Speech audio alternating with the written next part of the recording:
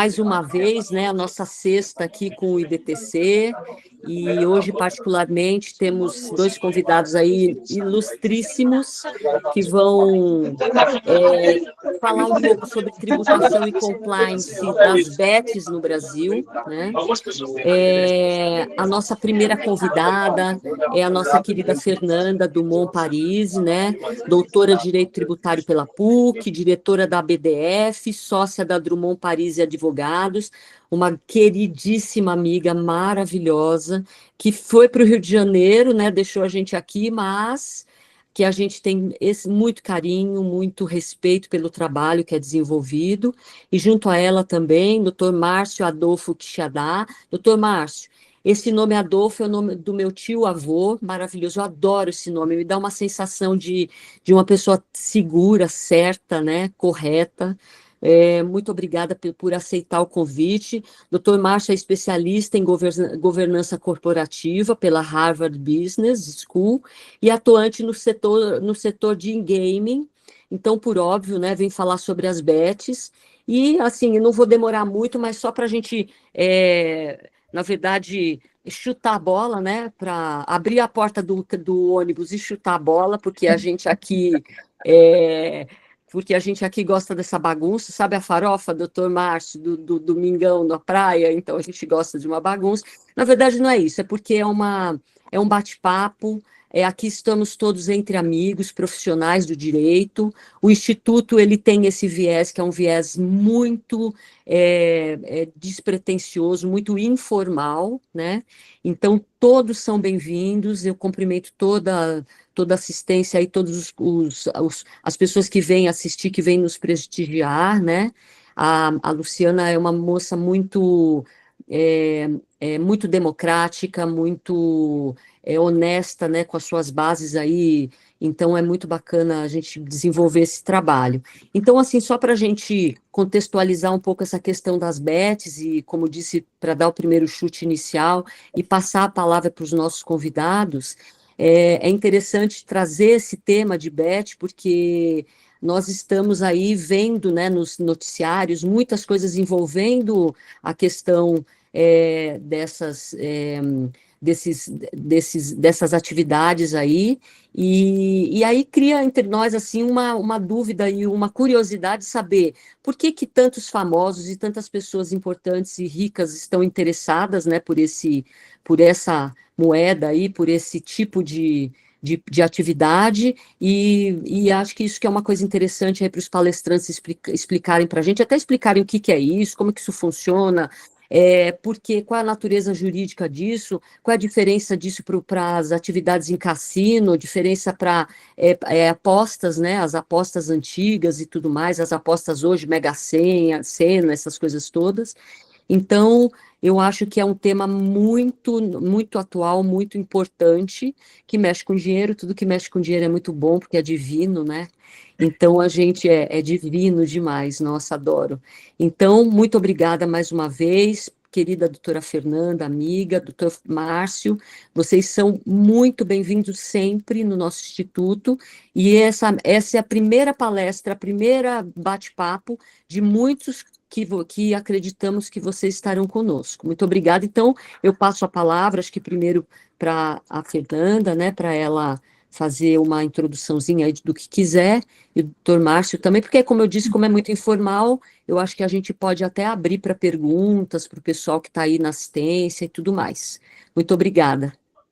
Tá ótimo. Bom dia a todos. Eu queria agradecer o convite do IDTC, na pessoa da minha amiga Luciana, que é uma profissional que eu admiro muito, uma advogada brilhante e super interessada. Eu brinco com a Lu que nós somos aquelas profissionais que têm sangue nos olhos, né, Lu? Profissional raiz. E uma visão mais, vou usar uma palavra que a Lu gosta muito, que é uma visão mais estratégica do direito tributário, né?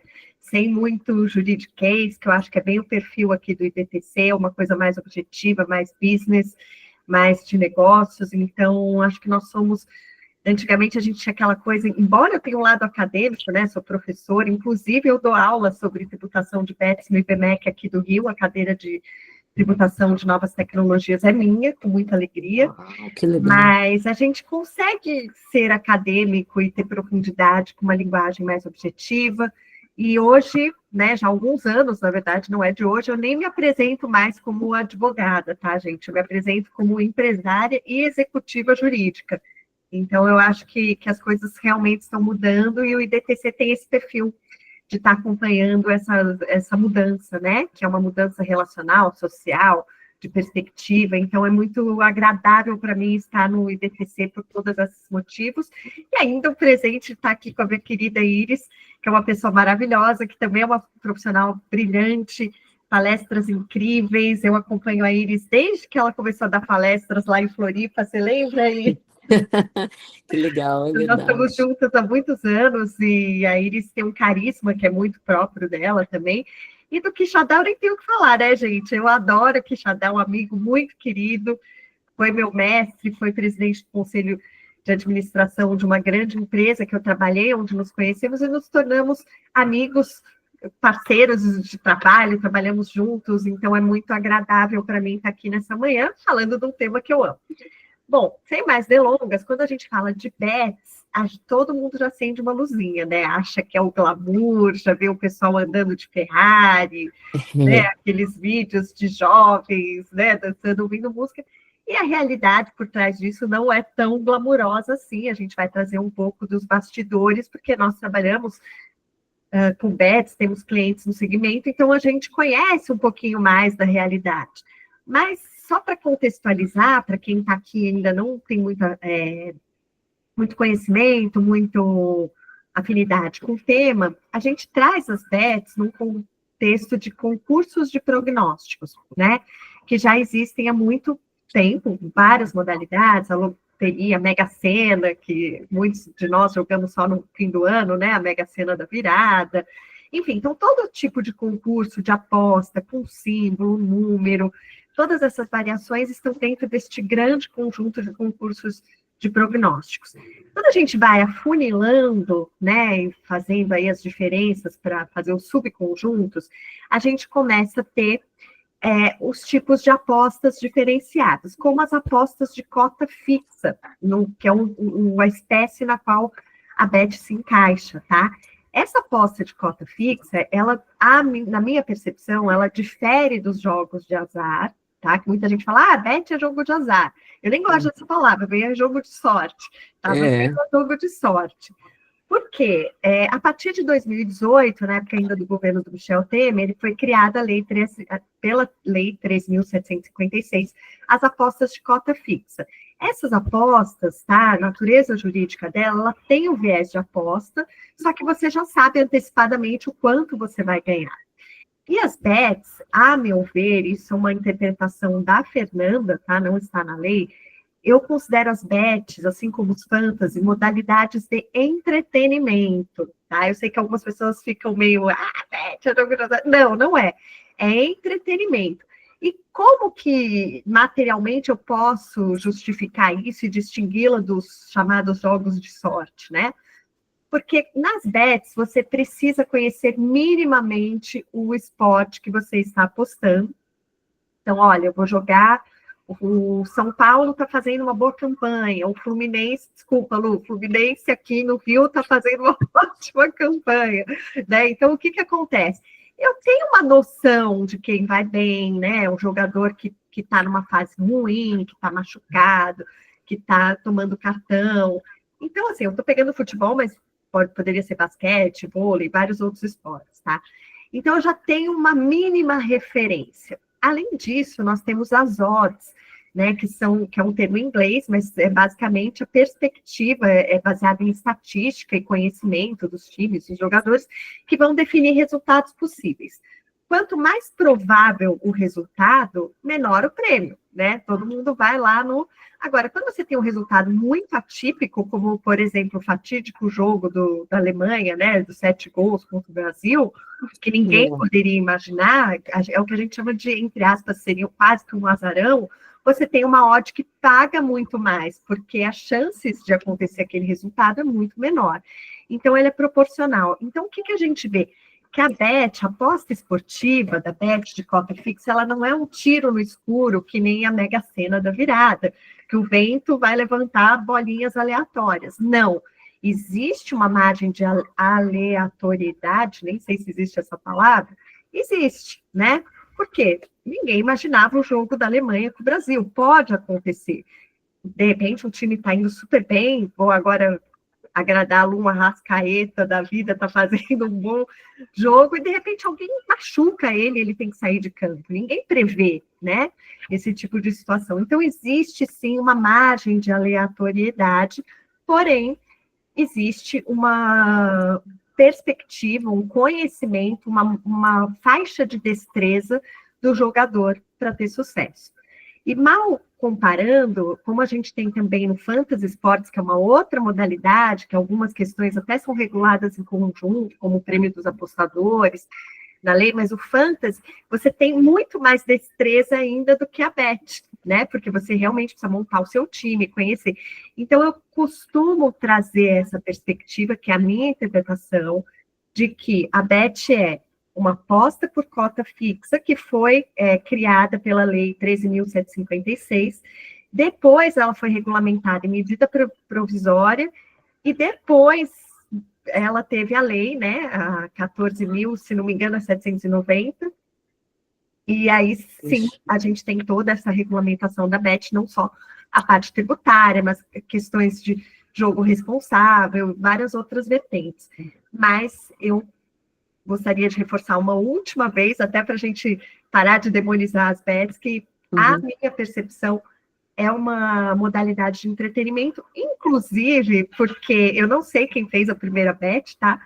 Mas a gente já fazia bet no analógico, né? Quando a gente fazia os bolões, campeonato paulista, campeonato carioca, a gente sempre apostou, a gente sempre fez bolão, né? Então, alguém inteligente colocou isso, transformou isso num negócio digital bilionário. Então, na verdade, quando a gente pensa, mas o bolão do escritório era uma coisa ruim, perniciosa, um jogo de sorte ou de azar, não, era uma diversão, era um entretenimento. Ô, Fernanda, só um minutinho. Me parece que essas legislações que você cita aí são um marco mesmo temporal, inclusive o Ministério da Fazenda, ele faz um controle, né, dessas bets e etc., através de uma secretaria específica e tudo mais, né? Então, veja só a importância, né? Porque a gente fica pensando que é uma coisa aleatória, que é uma coisa como o jogo do bicho, né? Que tem uma barraquinha em cada esquina que ninguém sabe o que está acontecendo, né? No caso aqui, me parece que é algo bem estruturado, né? Só fazendo a inserção, aproveitando o gancho da doutora Iris, e, lógico, já agradecendo o convite para participar desse bate-papo, que vai ser muito ilustrativo na atividade da indústria das bets. O marco realmente temporal foi da regulamentação da 14.790 e depois das portarias subsequentes da Secretaria de Prêmios e Apostas do Ministério da Fazenda, especialmente a portaria 827, que é o marco, na minha opinião, de toda a regulamentação das bets. E aí, quando a Fernanda falou do AQF, realmente tem as odds, a aposta por cota fixa, mas as bets também têm cassino online, e que fazem parte de uma atividade de geração de receita dessas empresas, que são incluídas lá no famoso GGR, né, o Gross Game Revenue. E só para fazer um complemento, nós temos uma separação do que era a atividade ilegal antes da regulamentação, ou seja, ainda no curso do ano de 24, teve o período de adequação a partir de outubro, e nós estamos no ambiente regulado a partir de 1º de janeiro de 2025. Então, a Secretaria tem a mesma obrigação de outros órgãos reguladores, como SUSEP e CVM, e essas empresas estão vinculadas a uma atividade extremamente formatada, regulada e de controle do governo. Então, eu concordo com a Fernanda, ela já fez toda a exposição jurídica, como bem ela conhece, bem ela faz, mas a atividade de bets, quando fala da indústria, é uma indústria regulada, autorizada pelo governo e com todas as responsabilidades dos seus players, dos seus sócios, dos seus UBOs, que na ponta final são os beneficiários dessa atividade, e estarem dentro de um ambiente formal no Brasil. Lógico que nós temos muitas empresas ainda ilegais, isso é um impacto para o mercado, que não recolhe impostos, atrapalham aqueles que pagaram a outorga, que não foi pequena, de 30 milhões, mais a reserva financeira de 5, e hoje, no meu sentir, isso prejudica quem está atuando de forma regular. Com certeza, com certeza. Essas informações são interessantíssimas, porque aí agora a gente entende que esse apoio governamental, digamos assim, esse controle, né, porque há um controle muito grande, ele é o reflexo desse mercado milionário, bilionário, sei lá, né, das bets no Brasil. Isso, bilionário, né, doutor Márcio? 17, no primeiro trimestre isso movimentou cerca de 17 bilhões, o Brasil era o terceiro player no mercado mundial, deve estar passando a Inglaterra já não passou, e todos os players internacionais estão aqui, e eu só quero até fazer mais um complemento desse raciocínio, até para posicionar a audiência. Nós tínhamos no mercado irregular margens absurdas, de 45%, 50%, não se pagava imposto, o dinheiro ia para o exterior, era completamente fora do ambiente regular econômico, e agora nós temos outra configuração. E por que a bet virtual veio primeiro? Isso foi uma necessidade que surgiu durante a própria pandemia. As pessoas ficaram muito no computador, no ambiente virtual, e nós temos uma regulamentação de cassinos físicos correndo dentro do Senado, e também é um complemento para a atividade de apostas, né? Que tradicionalmente no Brasil existia na década de 50, foi proibido, depois tivemos os jogos irregulares, como até citou aí o jogo do bicho, etc. E o grande cassino é o próprio governo que controla, e até hoje, que é a Caixa Econômica Federal, com as diversas modalidades de apostas, né? Então, a questão do ódio também é muito importante, porque ele é dinâmico. E são empresas internacionais de tecnologia que vão ajustando à medida que o evento vai ocorrendo, esse ódio vai sendo ajustado à medida do resultado do campo, das diversas atividades, como futebol, basquete, Fórmula 1, tênis e demais. Tem várias atividades para cada gosto do apostador ou do cliente. É muito, muito bacana isso. E como que funciona a tributação dessas bets? Essa é um ponto que eu vejo como muito preocupante. A tributação, ela acaba, dependendo, lógico, do regime tributário, depois a doutora Fernanda pode entrar nessa questão, mas no meu sentir, a maioria delas, até por conta do pagamento da outorga e dos grandes gastos que tem de publicidade e de gestão da própria empresa, a maioria dos players estão no lucro real. Então, nós temos uma carga de PIS, COFINS, de ISS, em São Paulo, no caso, tem o regime especial de 2%, nós temos as destinações específicas, né, dos 12% sobre o GGR, que agora teve a medida provisória, teve aumento para 18%, inclusive ela está sendo relatada, ela tem até o dia 30 de outubro para ser aprovada, e já tem uma base positiva dentro da noventena, para que as empresas já passem a recolher esse 18% a partir do mês vindouro de novembro.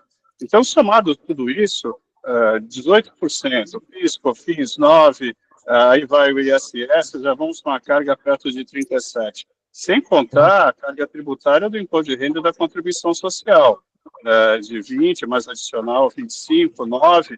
Então, se somar tudo isso, nós estamos chegando numa carga aí de cerca de 50%, segundo as estimativas do mercado, e isso é muito complexo no sentido da própria atividade, diminuir a rentabilidade da operação, já fiz alguns estudos, você trabalhando bem, a sua rentabilidade lá no bottom line, na linha final, antes do imposto, ou até depois do imposto, alguma coisa entre 10 e 15.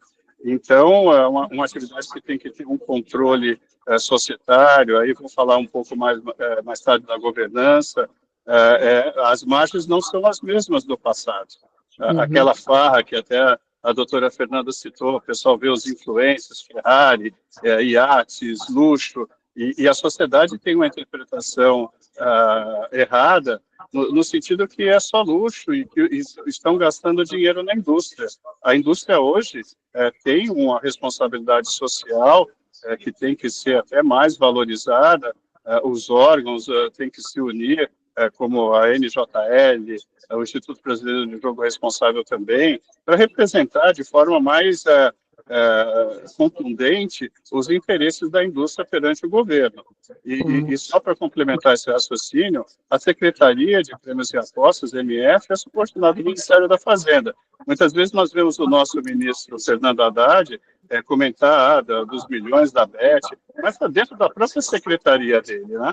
Então, essa regulamentação de impostos não vem da secretaria, vem do próprio Congresso e das normativas da própria operação.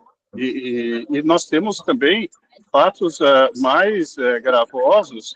Eu falei da curva de Laffer, de termos uma tributação excessiva, que vai levar o mercado, alguns players, para a ilegalidade, porque quando você tributa muito no setor, não vale a pena, o acionista vai querer uma rentabilidade da sua atividade e está investindo para isso. E fora, mais um detalhe, nós temos aí no ano que vem, temos o PL correndo no Congresso, do Imposto sobre a Renda. No ano que vem nós vamos ter 10% sobre a carga de dividendos enviada para os acionistas no exterior. Nós temos vários países que investem aqui no mercado e que têm acionistas no exterior. Fora o imposto de renda pessoa física mínima também, que vai dar impacto nesses dividendos, nesses rendimentos que vão ser incorporados na base de cálculo. Fora ainda o mercado falando de mais tributação, como o CID-BET e o imposto seletivo, até que eu gostaria que a Fernanda mais tarde falasse. Então, a minha grande preocupação é a altíssima carga tributária nesse setor, que pode desestimular novos investimentos e desestimular pessoas que investiram na outorga de 30 milhões, que foi uma arrecadação brutal para o governo, e hoje nós temos cerca de 80 empresas, algumas ainda 3 empresas com medidas judiciais para operar, e nós temos 187 sites. E tem uma fila de quase 250 empresas ainda querendo obter a outorga. Não tem espaço para todo mundo, o mercado vai ter uma concentração, mas ele é um mercado muito novo e isso tudo vai ser visto nesse ano e possivelmente no início do vindouro. Tá mudo, Iris. Desculpa. É só fazendo uma pequena pausa aí, até porque o assunto é muito vasto, nossa. No meio de sua fala ali, o senhor comentou do GGR, eu acho que seria interessante explicar para os ouvintes aí o que é isso, como que isso funciona e se isso é aplicado só no Brasil, né? Essa receita bruta e essa avaliação financeira é feita só no Brasil, ou se é uma ideia que vem de outros países, como é que isso funciona? Até porque, como eu disse, eu particularmente sou uma pessoa um pouco leiga das bets, então estou adorando saber de tudo isso, e eu acredito que tenho muitos colegas aqui que também, né, sejam tão mirins quanto eu, então acho que é interessante a gente entender esses termos, essa terminologia, né, das bets. O GGR nada mais é do que nós temos o famoso cash-in, cash-out, que é a entrada do apostador, o cash-out, quando ele tem uma aposta positiva, ele faz a retirada. O GGR é o líquido desse turnover, né? Vamos dizer, o turnover é a receita da empresa, mas depois tem a entrada, a saída das diversas atividades que o apostador faz, e nós temos uma base líquida, que como se fosse o GGR, é a receita líquida da empresa, e onde que incide a tributação sobre o faturamento, PIS, COFINS, ISS, e as destinações específicas que passaram a ser 18.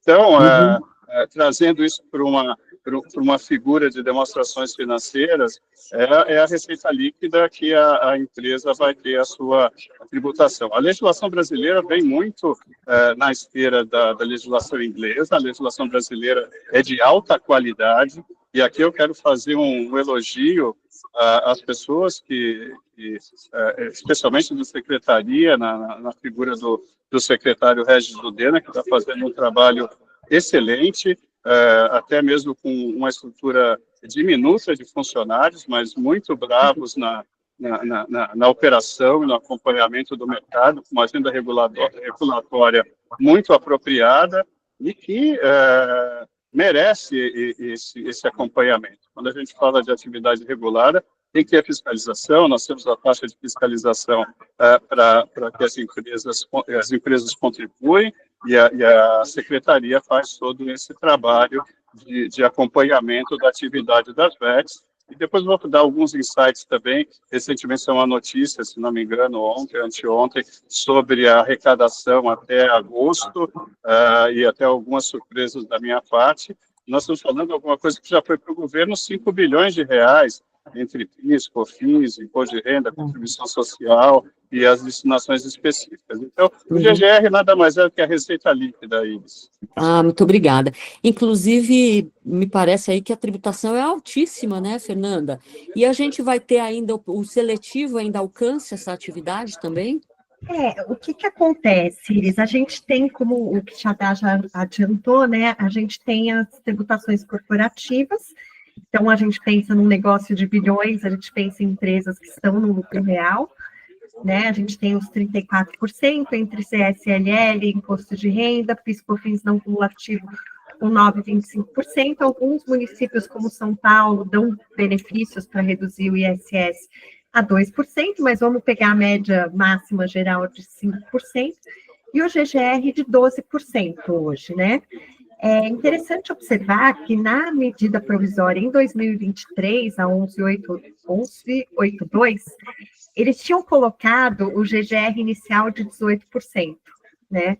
E depois eles reduziram para 12%, se arrependeram em 9 meses de BETs regulares, né? Uma criança de 9 meses, eles querem voltar para 18%.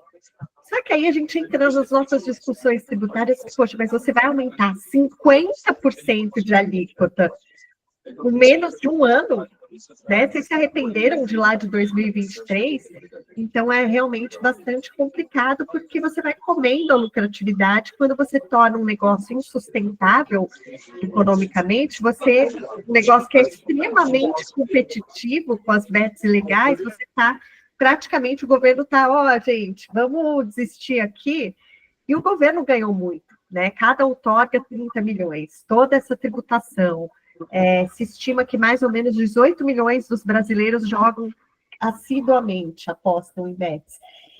Então, realmente, para o governo é muito interessante as BETs saudáveis, né? Porque ele vai aumentar a arrecadação absurdamente. E essa questão do GGR, do Game Gross Revenue, ele tem alguns aspectos que são muito importantes, porque esses 12%, Iris, então ela tem as tributações corporativas e o plus do GGR, tá? O Game Gross Revenue, que é o GGR, ele é realmente a tributação. Olha, a BET recebeu, sei lá, 1 bilhão de apostas, mas ela tem que pagar prêmios e ela tem que fazer retenção na fonte dos 15% dos apostadores, né? Que é o que vai incidir nas pessoas físicas, o imposto de renda dos apostadores. O que sobra líquido é o GGR, mas esse GGR vai para quem, né? O GGR tem várias destinações. Você pega 14.790, sempre confundo o número dessa lei, ele vai para várias casinhas. Ministério do Turismo, esporte, tem uma parte que vai para saúde, né, etc. E tem uma controvérsia, um aspecto que é muito pouco difundido, que a parte dessa GGR, que é para custear os times, né, os royalties dos direitos de imagens, que são super explorados e tudo, ainda não está definida certamente quem vai recolher. Então, essa regulamentação deveria ser do Ministério da Fazenda, junto com o Ministério dos Esportes, mas isso ainda existe um buraco negro aí de regulamentação para distribuir esses recursos. Então, muitos times não estão recebendo, né? Então, por exemplo, se você tem competições nacionais, você poderia fazer essa divisão com mais tranquilidade, né? Para os clubes, para as imagens, né? Para os royalties de imagens, etc. Quando você tem uma competição internacional, é a confederação que administra aquele esporte, por exemplo, o basquete, no Brasil, que tem que resolver. Só que uma parte desse GGR está com essa destinação comprometida, né? E aí um advogado criou um escritório ali para fazer essa arrecadação, grandes players como, se não me engano, Betano, Rei do Pitaco, enfim, colocaram esses recursos lá. Outras bets, que na minha humilde opinião, né, eu não sou dona da verdade, mas eu acho que foram mais inteligentes, estão depositando em juízo esses recursos para que o judiciário diga para quem que vai, porque assim, tem que pagar a conta, mas para quem eu tenho que pagar? Então fica difícil, né? Então são algumas nuances dos bastidores que as pessoas não têm acesso das dificuldades que as bets enfrentam. Então é aquilo, é uma imagem muito distorcida da realidade. E eu percebo nitidamente nas minhas aulas, que quando eu começo a falar de bets, assim, isso destrói vidas. As pessoas que são a ludopatia, ou aposta em jogo, esses tipos de doenças, já existem há muitos anos, né?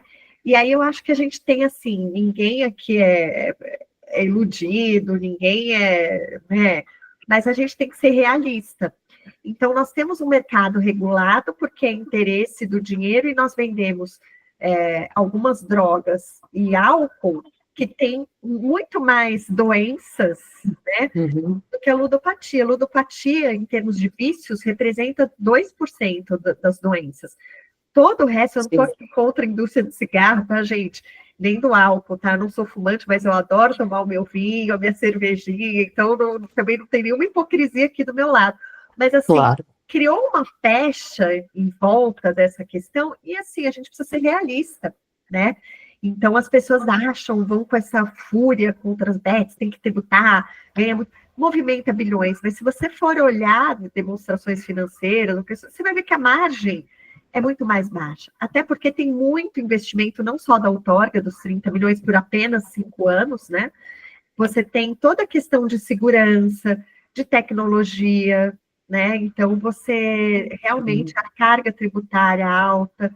Sim. Então, acho que esse tipo de informação é importante a gente difundir, né? Independentemente, claro que nós somos advogados, mas independentemente de interesse, eu acho que a gente tem que difundir, porque a gente vive o mundo da desinformação dentro da superinformação. É tanto acesso à informação, mas você ter o juízo crítico e peneirar a qualidade das informações é algo que ainda está muito defasado. E eu me empolguei aqui, mas vou falar rapidamente do imposto seletivo. Não, minha querida, tá? Pode ficar a gente se empolga, porque como o Quixadá disse, é um tema apaixonante. Sim, sim. O imposto seletivo, o famoso imposto do pecado, né? E tudo ele tem algumas mazelas que têm sido muito difundidas, inclusive o professor José Maria Arruda foi o primeiro a publicar o livro, né, de imposto seletivo. Tem a questão que não fala ali dos serviços, então também o Sérgio André publicou uma coluna interessante no Conjur sobre isso. Mas é aquilo, né? É o imposto do pecado. Será que realmente cabe mais um seletivo contra as bets, né? Nesse contexto? E ainda, o que me causou muita surpresa é que colocaram o Fantasy Sports.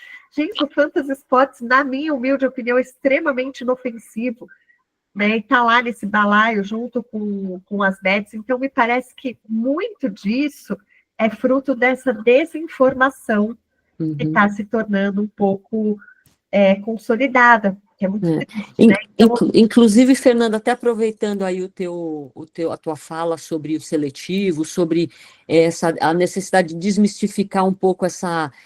porque eu acho que assim, é uma consequência da própria do glamour que a bet, a impressão glamurosa que os bets trazem, né? E aí, consequentemente, ele lida com essas situações todas. Mas eu acho interessante também o seguinte, a gente tem um histórico aí de acionistas estrangeiros, né, em relação às empresas que formatam essas bets aí, e a questão da tributação, e mais ainda, né, como que essas empresas compostas aí por estrangeiros, por brasileiros, desenvolvendo atividade aqui no Brasil, como que elas vão compor aí, como que elas vão trabalhar o seu conhecimento, quer dizer, como que vai funcionar a compliance dessas empresas, o que vocês acreditam como que será isso? Será fácil, não será fácil? Porque eu particularmente tenho alguns clientes estrangeiros aqui e eles têm uma grande dificuldade de entender a nossa complexidade tributária, né? Eu vou deixar o Quixadá responder essa, mas eu só quero fazer um adendo antes. A lei, Iris, ela obriga que você tenha pelo menos 20% do capital nacional, né? Você tem que ter um sócio. Ótimo. Então, em tese não é suficiente, porque qualquer bet poderia colocar um laranja ali, né? Vamos ser sinceros. Mas você traz algum nível, uma primeira camada de proteção. Agora, eu também só queria, para fazer uma complementação que eu falei antes, que dentre esses estrangeiros, empresas que estão investindo no Brasil, tem todo tipo de gente, é o famoso separar o joio do trigo, né? Porque tem os regulares e que são efetivamente preocupados e precisam do apoio dos profissionais para o compliance tributário, mas também tem gente ali que está, se não está na ilegalidade, está beirando a ilegalidade para fazer um mau uso do Instituto. Então, o Instituto em si, ele não é ruim, né? Ele é muito bom. Inclusive, quando a Lu fala, todos os times estão com camisa de alguma bet, maravilhoso, estão tendo investimento, né? Os times estão melhorando para a gente que é torcedor e para os atletas e para os times é ótimo. Mas existe o joio do trigo, né? E a questão do compliance, do conhecimento da legislação tributária, ela realmente é um desafio. Aí, para eu não dominar tudo aqui, eu vou deixar o Quixadá falar, a gente vai dividindo. Mas essa é a ideia. Inclusive, eu estou fazendo um monte de pergunta aqui, até porque, como eu disse, eu tenho muita curiosidade, mas está aberto aí para todos os convidados, né? Você abrir o microfone e mandar no chat, deixa ver se o chat tem alguma coisa. Vou pegar a esteira do speech da Fernanda, que é muito importante. As pessoas falam de compliance, mas compliance, para mim, é muito mais amplo do que o próprio verbo to comply, de todas as questões acadêmicas e teóricas do compliance. Quando a gente vai para a BET, eu quero levar para o lado da governança de uma maneira geral. Aí eles fez uma observação, os estrangeiros que investem no Brasil já sabem da nossa dificuldade, das nossas obrigações acessórias tributárias, que são enormes, o risco jurídico, até mesmo as empresas pagaram uma outorga de 30 milhões numa regra de jogo de uma destinação específica de 12. Agora ela foi para 18, tudo bem, estava na lei antes, mas eu diria até que seria uma quebra de contrato de uma eventual, não tem esse conceito jurídico de uma concessão, mas é uma atividade regulada pelo governo, que a empresa pagou 30 milhões, deixa 5 milhões de reserva financeira dentro aplicado em títulos públicos, e o governo arrecadou aí uma fortuna com essa outorga. Então, não no meio do jogo, no início do jogo, nós estamos no mês de setembro, a atividade começou em janeiro, logicamente as autorizações caminharam para diversas empresas aí no primeiro trimestre e pagaram a outorga, e já mudou, já aumentou 50%. E eu tenho, assim, uma visão muito crítica da questão que o governo gosta de tributar sempre lá na receita líquida, lá no faturamento, esquecendo que a maior alíquota é da lucratividade, que é os 25 mais o 9 da contribuição social, e até depois os 10% que vai ter no ano que vem para os acionistas do exterior. Então, quando você fica só preocupado em tributar a receita, a empresa tem que pagar as suas despesas de marketing, salários, investimento brutal em tecnologia. A tecnologia nas BETs é um dos principais pilares, e até falando da compliance, de acesso de hackers, de trabalhar com instituições financeiras e fintechs de qualidade. Isso entra na governança também. Ter uma boa contabilidade. Nós temos 3 BETs BRs, 3 slots por cada autorização, ou seja, são 3 marcas. e até um ponto que está sendo e que vai ser regulado, espero que urgentemente pela Secretaria, existe aí um mercado paralelo de venda de lotes e até mesmo de autorizações que não estão mais no nome do inicial, mas tem um investidor que não fez alteração contratual ainda e está operando. A Secretaria está muito atenta a isso e eu estou acompanhando isso a par e passo. Então, o Risco Brasil é um risco difícil para o investidor e essa tributação, Iris e Luciana, é muito gravosa para a BET. Os órgãos e as associações estão discutindo isso e falar de imposto seletivo, eu já disse CID-BET, as pessoas pensam que a margem é completamente grandiosa e não é isso. E quando você vê das bets médias para baixo, é uma dificuldade operar e estão operando, no meu ver, com prejuízo. Agora, as grandes, as líderes, elas têm receita no exterior de euro 6, dólar 5, elas estão aqui pegando o nicho de mercado e colocando muito dinheiro no marketing. Falamos do futebol, mas não só isso, até como a Luciana já observou, tem um jogo de futebol, tem propaganda de bet lá nas placas, de várias bets. O apostador não tem fidelidade, ele vai naquela que tiver o melhor odd, aqueles mal intencionados vão para aquelas que não têm um compliance sistêmico de tecnologia, que ele eventualmente possa fraudar algo, e até das próprias regulares eu faço uma colocação muito direta, não são todas que estão aí para operar de maneira correta. Nós vimos o caso recente das fintechs, as empresas que estão buscando operar com instituições que não têm uma governança, têm um compliance, é um risco para a atividade. Podem sumir com o dinheiro dos apostadores, é como se fosse um banco. Nós temos uma conta transacional que a BET tem que pagar para o apostador, ele deixa lá uma poupança dele e tem, geralmente, um valor a receber do resultado das suas apostas. Então, o risco sistêmico é muito grande, a atenção tem que ser fortíssima, a governança tem que ser muito apropriada, e eu, nas minhas andanças aí com diversos clientes, eu tenho visto também escritórios de contabilidade não muito preparados para fazer esse trabalho, sem o expertise, lógico que é uma indústria nova, e até dos próprios funcionários, nós temos uma deficiência de conhecimento de muitos operadores, e isso impacta na gestão da própria empresa. E quando você for olhar a sua lucratividade, se você não trabalhar corretamente dentro das regras e trabalhar com parceiros sérios e que sejam comprometidos com compliance, governança, integridade, isso é um risco para o mercado e aí fica essa pecha de um mercado muito glamouroso, sem contexto, mas eu diria, e sem medo de errar, que a grande maioria das empresas que operam na legalidade estão buscando fortalecer as suas estruturas. Esse é um trabalho de força, de uma indústria nova, que merece ser muito bem acompanhado, e nós estamos aqui como operadores do direito para contribuir com isso e dar a esse mercado a melhor qualidade possível nas suas operações. Com certeza, doutor Márcio. O Luiz é o nosso diretor aqui, ele levantou a mão. Luiz, por favor, querido, pode falar. Bom dia, gente, tudo bom? Parabéns pela exposição, é um tema que está de super interesse. Eu tenho duas perguntas. Vocês estão falando de tributação, né?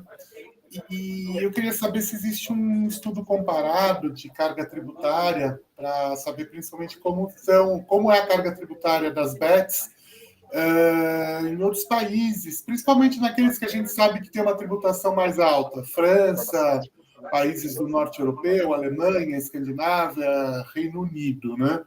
Saber como que as bets são tributadas ali. E um outro ponto é o seguinte, eu até tive uma certa experiência com o setor antes da regulamentação, e o que existia é que as bets já atuavam no Brasil através de sites hospedados fora, né? E as transações eram feitas fora do Brasil. Então, a regulamentação evita, né? A regulamentação foi feita justamente para evitar isso, né? Para trazer essas empresas a obrigatoriedade de estarem presentes no Brasil e oferecerem os resultados da tributação do Brasil. Mas eu quero saber o seguinte: se uma Bet não tiver essa regulamentação e continuar operando de fora, porque eu penso assim, acho que tecnologicamente isso é possível, basta você ter um site hospedado fora do Brasil em português. Então, se isso acontecer, quais são os mecanismos que hoje existem na lei para coibir essa prática? Bom, eu vou começar com a parte do direito internacional. Luiz Carlos, prazer, obrigada pela pergunta. Nos outros países, 90% dos países que exploram BETs aplicam GGR, tá? E a questão da tributação do apostador, eu diria que tem mais variação. Então, por exemplo, você tem no México, você tributa 30%, tá? Em outros países, você nem tributa o apostador, você põe uma alíquota zero ou alíquotas mais baixas. Mas a maior parte dos países realmente tem essa tributação diferente no GGR para as BETs. E o que eu não vi em outros países, mas eu também não estudei toda, tá? Eu posso estar falando, eu estou falando pela percepção que eu tenho, não sei se o Márcio tem mais informações sobre isso, mas eu não vejo a taxa de fiscalização, que a gente acabou não falando, né? Que ela, na minha percepção, ela tem alguns problemas. Ela vai crescendo conforme o valor do faturamento da Bet, podendo chegar a quase 2 milhões, o que me parece característico de imposto, né? Não, isso para mim não é taxa, é um imposto disfarçado de taxa, aquelas velhas discussões que a gente tem. Claro. E só que, por mais que você tenha a SPA, Secretaria de Prêmios e Apostas, fiscalização, ela ainda não é satisfatória. Claro que a gente tem que dar um desconto, são 9 meses de BETs reguladas, mas se a gente pensar que a primeira medida provisória de 2023, a gente já está falando de quase 2 anos aí. E tem o desafio da tecnologia, porque a SPA fez um convênio com a Anatel, tá, para ajudar a derrubar os sites irregulares, só que você tem um sistema de raiz, se não me engano, chama VPN, da tecnologia, que você precisa ir lá a fundo nessa camada para você evitar. Porque você cria um site ou um hiperlink e ele é derrubado, logo depois você cria outro. Então, você tem que ir na camada mais profunda. E tem muitas bets ilegais que são perniciosas e que elas copiam até as imagens, os bonequinhos, como é que se diz? Tem um nome para isso. Avatares. Tudo isso que eles vão nesse nível, e não é só isso, você tem o apoio de muitas fintechs e financeiras que recebem, fazem as transações também ilegais, então é um ecossistema, e o Brasil regulou isso há muito pouco tempo, né? Eu acho que a gente tem que se mirar em exemplos como o da Inglaterra, que Inglaterra é um país que tem mais ou menos 80% regular e 20% irregular. Tem outros países que já exploram regularmente a BET como a gente há muito mais tempo, como Portugal, que a média ainda é mais ou menos 50-50. Então, eu acho que o desafio da tecnologia é como assim, você mata a praga renasce em outro lugar, né? Então, é um pouco difícil, mas eu acho que o Márcio tem mais dados aí para complementar. Perfeito. E depois tem mais pergunta, tinha mais uma pessoa com a mão levantada aqui.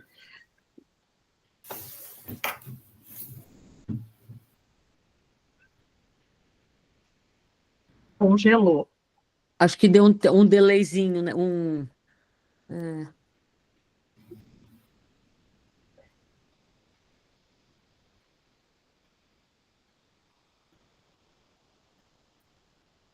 Será que a gente ouve a outra? Aí, voltou. Voltou?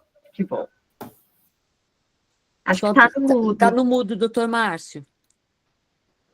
E aí essas empresas estavam hospedadas em países de tributação favorecida, vou falar de Curaçao, que a maioria das licenças estavam lá, até no período de adequação, de outubro a dezembro, as empresas estavam com essa licença internacional. E esse recurso positivo da sua atividade aqui no Brasil ia para o exterior sem nenhuma tributação. Falando da questão corporativa, cada país tem a sua tributação, isso carece de um estudo mais aprofundado. Por exemplo, a Itália começou a tributar muito a atividade das BES. A ilegalidade subiu muito. Os Estados Unidos têm uma tributação menor, a Inglaterra tem uma tributação forte. Então, o lado comparativo carece de um estudo mais apropriado, mas vendo a nossa realidade brasileira, a tributação, no meu ver, é extremamente excessiva. De novo, isso pode prejudicar aqueles que estão no ambiente regular. Hoje nós temos 40% de ilegais. E aí a Hiperlink passa, bota até dentro do ambiente das redes sociais, do Google, você vai ver, vai estar uma bet ilegal lá dentro.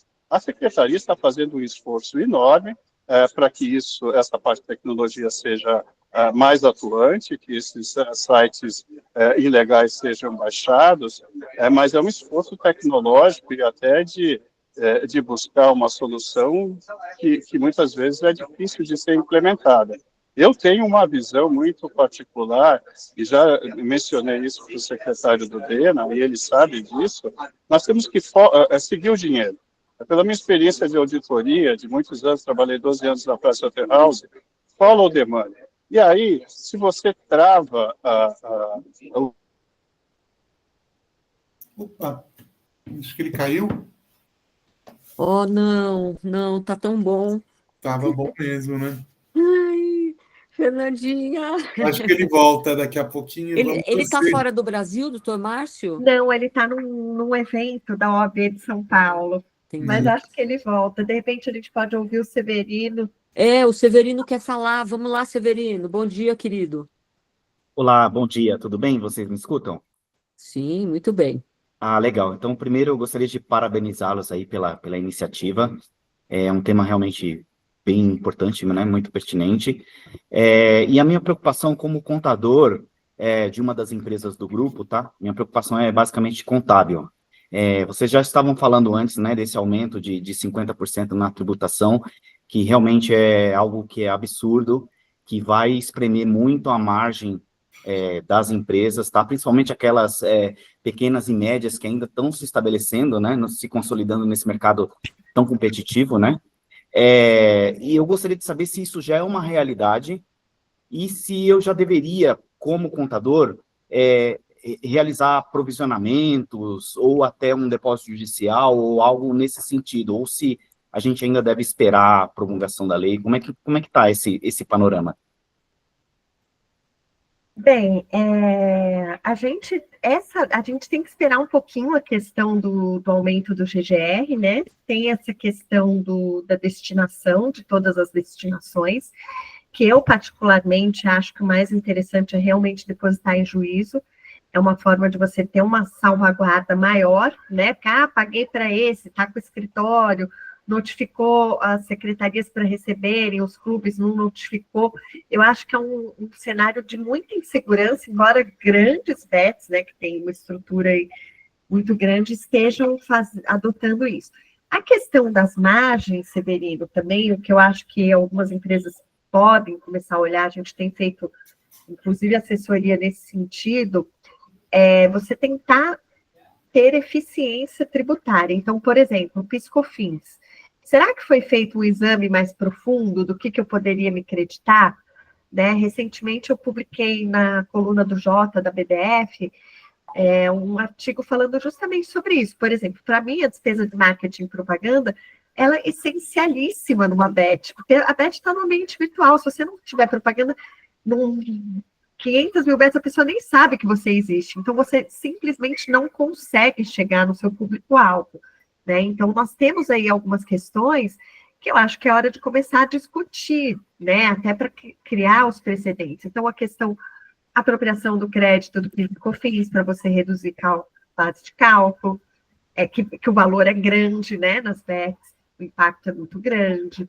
Você pode ter discussões, será que o GGR integra ou não base de cálculo de PIS/COFINS, vai integrar a CBS, não vai integrar? A taxa, a gente sabe que a jurisprudência de taxa é horrível no Brasil, mas nesse caso é tão flagrante, né? Então, será que não é o caso também da gente abrir aí o leading case para discutir essa taxa? Então, eu acho assim, a gente não pode ter posturas estáticas, né? No Brasil, a gente tem que ir atrás. Não é que eu tô aqui, vamos contestar tudo, entrar com ação de tudo. Não, até porque eu sou uma pessoa pró-consensualismo. Mas eu acho que o contribuinte, ele tem que ir com as ferramentas que ele tem, né? Então, porque Severino, você sabe, essa pergunta até era melhor do que Xadá, tomara que ele volte aí para complementar, porque ele, além de advogado, ele já voltou, olha lá. Olha. Ele é contador, então ótimo. Mas eu acho que essas questões vão mudar o resultado, né, Severino? Cadê ele?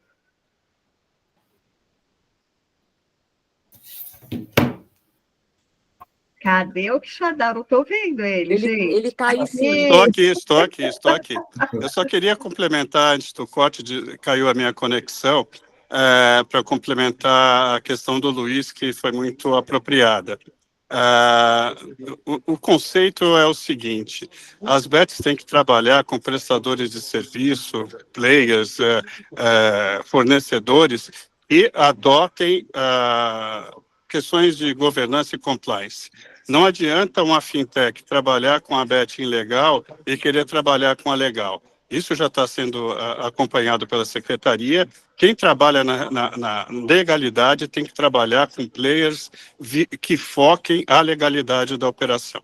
Então, esse é um ponto também que vai contribuir para extirpar essa ilegalidade. Não vamos extirpar 100%, e só voltando no raciocínio. Tem que seguir o dinheiro, esse dinheiro tem que ser legal, onde é que ele está sendo destinado. Não dá para trabalhar com qualquer fintech, tem que trabalhar com instituições financeiras de porte, com IPs e fintechs também, com governança, porque isso vai dar uma condição de transparência e de qualidade do mercado.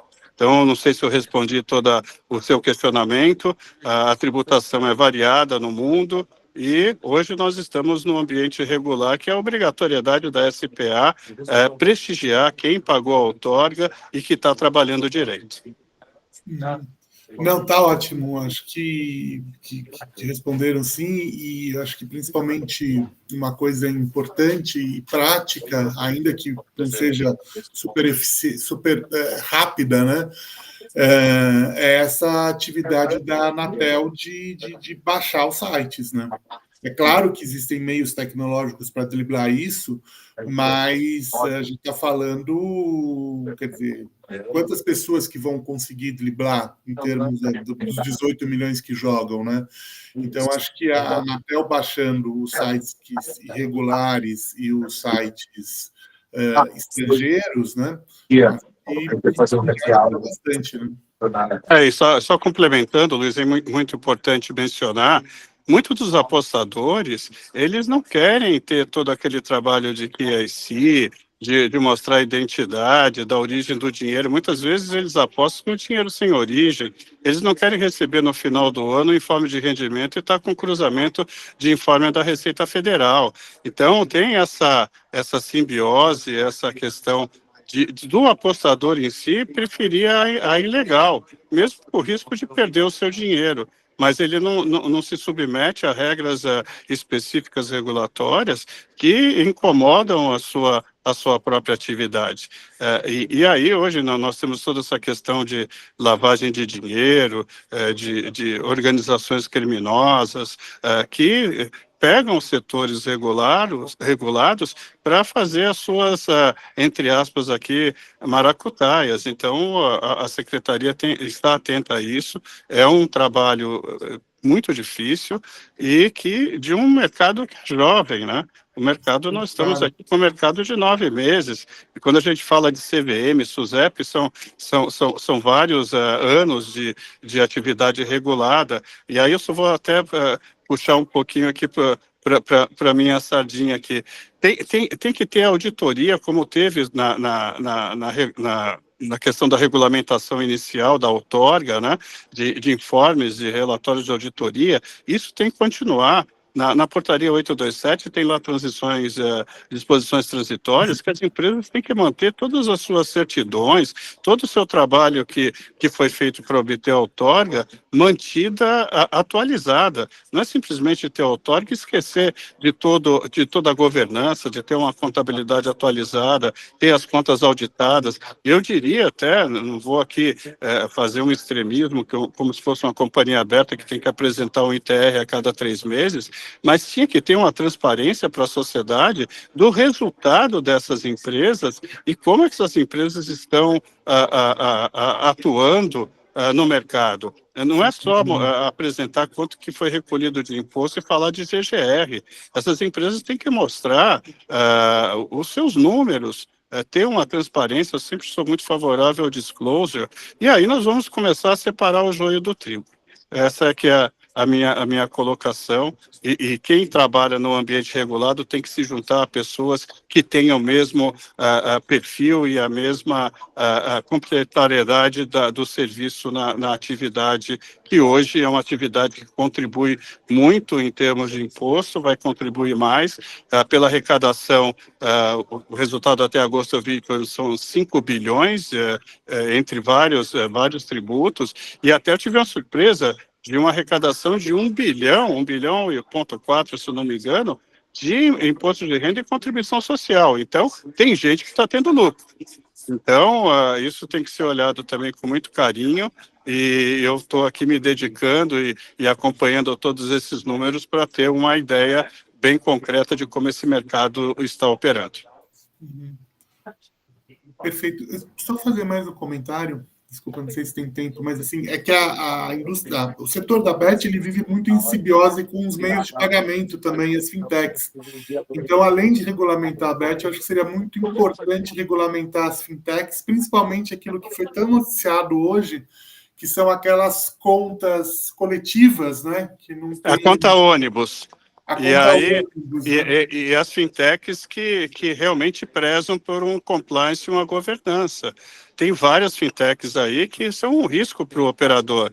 Já vi casos de fintechs que sumiram com o dinheiro do apostador, que não tem a menor comprometimento com o mercado regulado. Elas estavam acostumadas a trabalhar na ilegalidade. Então, passa pela Receita Federal, pelo Banco Central, e nós estamos vendo esses escândalos recentes dessas 2 operações de peso da Polícia Federal que bateram lá na Faria Lima, e essa de ontem, a Sper,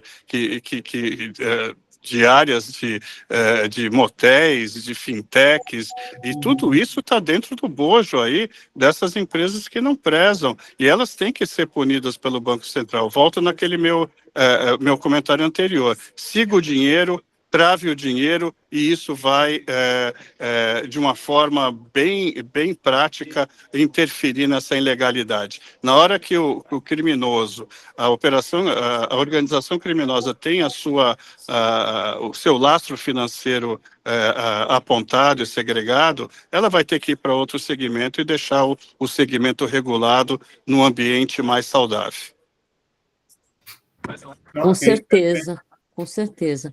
Olha, doutor Márcio, doutora Fernanda, o IDTC ele tem um compromisso aqui de fazer uma sexta-feira por 1 hora e pouco, mas esse tema é um tema muito bacana. Eu acho que ele é muito proativo, ele é moderno, ele é dinâmico, né? Trata com coisas diversas aí.